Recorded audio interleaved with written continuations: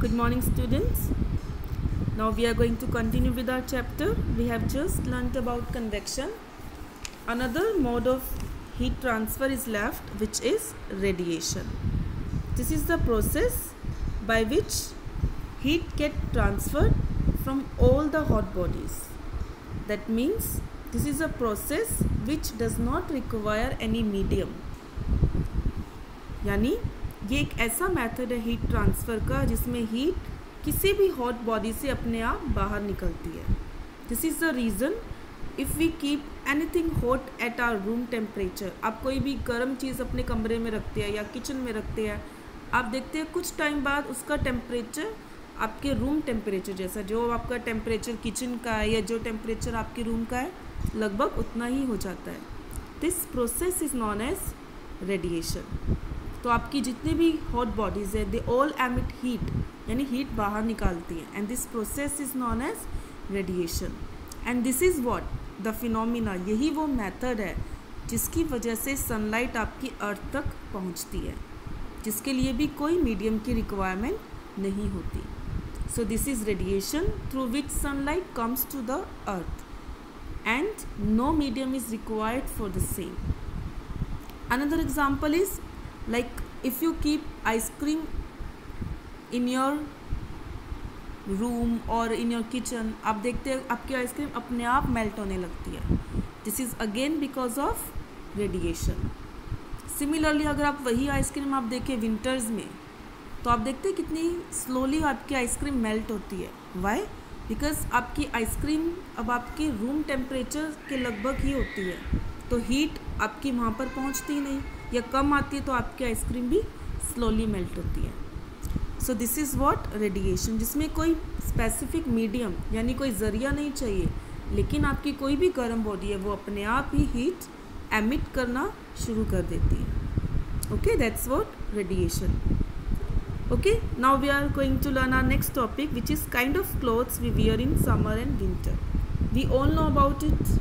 Like we always prefer to wear light colored clothes or cotton clothes during summer and dark color or black colored clothes during winter. Do you know why? Because of the same reason. Dark colored clothes, they absorb more light or more heat. आपके जो dark colored clothes होते हैं वो ज़्यादा heat absorb करते हैं, जिससे आपको ज़्यादा वार्म, ज़्यादा एनर्जी या हीट मिलती है. बट आपके लाइट कलर क्लोथ्स क्या करते हैं? दे रिफ्लेक्ट मोर हीट, यानी वो एब्जॉर्ब कम करते हैं लेकिन रिफ्लेक्ट यानी अपनी सरफेस से उनकी लाइट या हीट टकराकर वापस चली जाती है. Therefore to keep us comfortable we use light coloured clothes during summers and dark coloured clothes during winters. And because of the same reason we use umbrella during hot day so that it protects us from the hot or warm of the sunlight. Because again of the same reason आपकी umbrella से क्या होगा? Heat reflect हो जाती है और आप तक वो हीट नहीं पहुंच पाती और आपको कंफर्टेबल या आपको ठंडा महसूस होता है.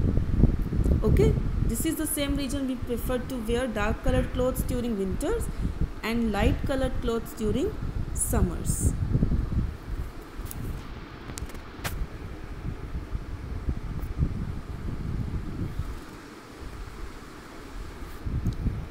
And see, there is an activity showing two utensils or two containers. One is painted black from outside and other is painted white from outside. So can you tell me out of which of these two would you prefer to use for cooking purpose?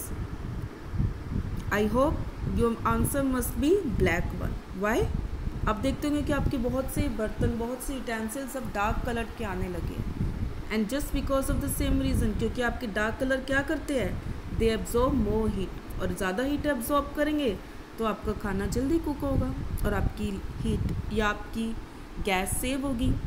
So for cooking purpose also we use black coloured और dark coloured utensils. Okay, now another topic left, which is woolen clothes. which keep us warm in winter. But how? Do you know why we prefer to wear woolen clothes? Dark clothes तो हम पहनते ही है, but जब ज़्यादा ठंड होती है तो हम prefer करते हैं to wear woolen clothes. But why? Do you know why? A very interesting reason behind it, which we are going to discuss now. Woolen clothes. आप देखते हैं woolen clothes जो होते हैं, there is a very important thing there.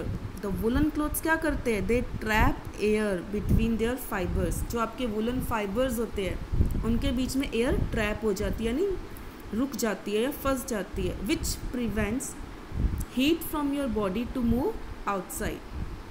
और वो air क्या करती है? आपकी बॉडी में से हीट को बाहर नहीं जाने देती. Do you know why? Because air is a poor conductor of heat, या एयर इज़ एन इंसुलेटर. तो वो वूलन क्लॉथ्स क्या करते हैं? एयर को ट्रैप कर लेते हैं, जिस वजह से आपकी बॉडी की जो हीट है वो सराउंडिंग्स में नहीं जा पाती और आपको वार्म फील होता है. Have you understood now?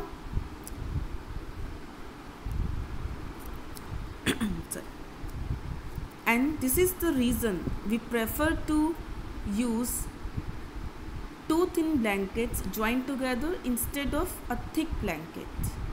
Have you understood this? आप देखते हैं विंटर्स में हम एक मोटा सा ब्लैंकेट ले लें, उसमें फिर भी ठंड लगेगी, लेकिन अगर हम दो पतले ब्लैंकेट एक साथ ज्वाइन करके ले तो हमें ज़्यादा ठंड नहीं लगती.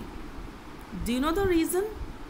Now you have to find out the reason for the same, and I will tell you the answer in my next video. Thank you.